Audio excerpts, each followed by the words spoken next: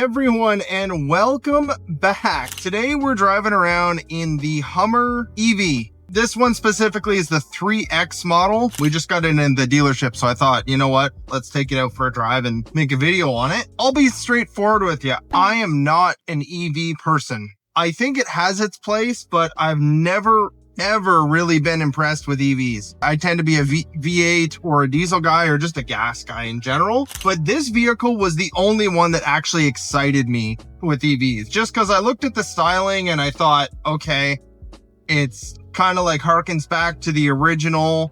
It's big, it's beefy. It doesn't necessarily look like an EV. And then I thought, okay, well, let's see what it's got. And it's got a ridiculous amount of horsepower.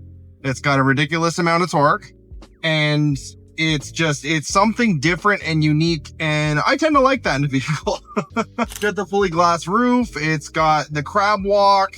Like this one's pretty loaded. It's got kind of everything, but they are interesting as far as EV goes to me. And that's not something I say very often, but it's unique. It's very unique. It feels weird to drive because I know how heavy this vehicle is. I think it's about 10 to 12,000 pounds. And it should not feel as light as it does, which is real interesting. I'm not 100% sure where it actually belongs, because I'm going to talk about the good and the bad here. The good is the styling, the feel, the Hummer of it. That makes it a little bit unique. But the weird part and the negatives, in my opinion, about it are the EV. I think that kind of stops it from being the sort of adventure vehicle that it should be, that you can take it off-roading on long road trips. You can do sort of go anywhere. That, like, to me, I go, that's what a Hummer is. With this thing, I think you could go anywhere. Like, I really do. I think it's got off-road capability. What worries me with it isn't the off-road capability. It is the longevity of it, or I guess the range of it. Because if you're going to go into the wilderness or up a mountain or wherever, you want to be able to not have to worry about running out of battery. And to me, I go, that's the biggest downside of an EV. This one is, from everyone, from what they say about this thing, the range is okay on them. It's a unique drive. It almost feels like driving a 2500 series truck, which kind of leads me into my next point of YouTube and the HummerEV. I am very, extremely shocked that some YouTuber hasn't bought one of these and ripped the battery right out of it and put in a 6.6 liter Duramax with 980 torque out of an HD truck and turned it into that Hummer that everybody wants. I think if they had made a diesel version of this, it would have been perfect, because you could, in theory, beef up the body. That part's pretty easy. It's just the powertrain. So that would make it a little bit more unique. I wish GM had given both options, like an EV option and diesel, mostly just for military applications, because as a salesperson, I feel like those things would sell like hotcakes and probably actually be a little cheaper than the EVs. They come with some really cool features. I like how square everything is, which is weird for me to say,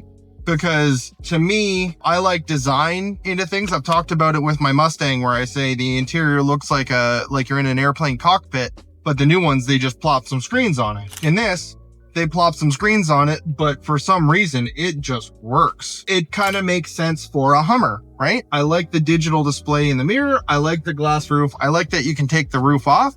And I like that there's an SUV version and a truck version. So at least you're giving some variety of these things. This one's a little higher end, so it does have the Super Cruise. I'm not 100% sure how often myself I would actually use that. I don't think all that much, just because I like driving. If it were up to me, it'd be manual, but it's got a wireless phone charger. It's got all the storage you could ever want. It's got tons of power.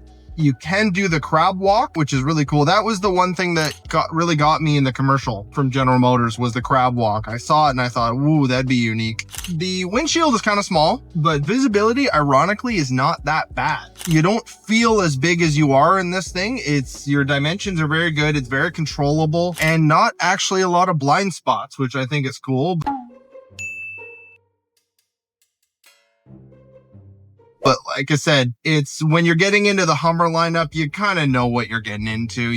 No one gets into a Hummer and thinks, oh, I'm going to go get this to go get groceries. Like, that's not what people get into Hummers for, as far as I'm aware. But yeah, so that is the HummerEV. Like I said, as far as EVs go, this was the only one that I was excited about in like the slightest little bit. It is kind of cool. And honestly, if I had the money and I had a collection of vehicles, this is probably the only EV that I would buy. And I don't think I would buy it just for daily driving use.